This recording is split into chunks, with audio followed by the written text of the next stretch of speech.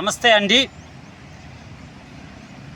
ఆంధ్రప్రదేశ్ రాష్ట్రంలో mega DSC notification విడుదలైంది. అందరికీ సంతోషమే, కానీ ఆదివాసులకు మాత్రం ఇది దగా డిఎస్సి అని చెప్పవచ్చు.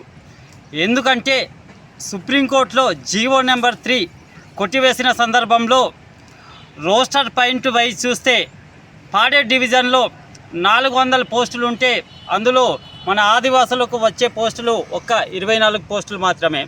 అలాగే రంపచోడవరం డివిజన్లో 112 పోస్టులు ఉంటే అందులో మన ఆదివాసులకి 6 పోస్టులే వస్తుంది.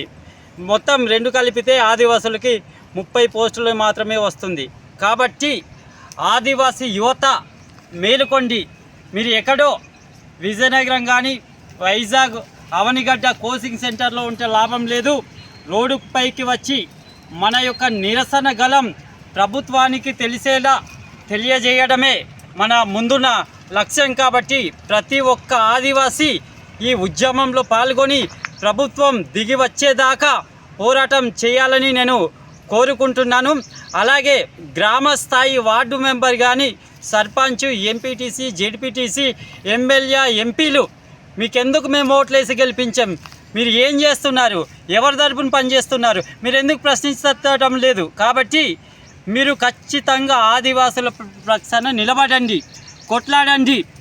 ఒక్క ప్రజాప్రతినిధులే పోరాటం చేయడం కాదు, వీళ్ళకి ఆదివాసీ యువత, విద్యార్థులు, అలాగే రైతులు అందరూ కూడా మద్దతు తెలపాలని నేను కోరుకుంటున్నాను.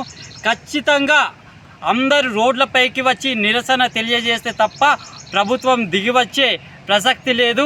కాబట్టి ప్రతి ఒక్క ఆదివాసీ క్రికెట్ గ్రౌండ్లో కాదు, వాలీబాల్ గ్రౌండ్లో కాదు, పబ్జి గేములు ఆడడం మానేసి ఉద్యమంలో వస్తారని కోరుకుంటున్నాను.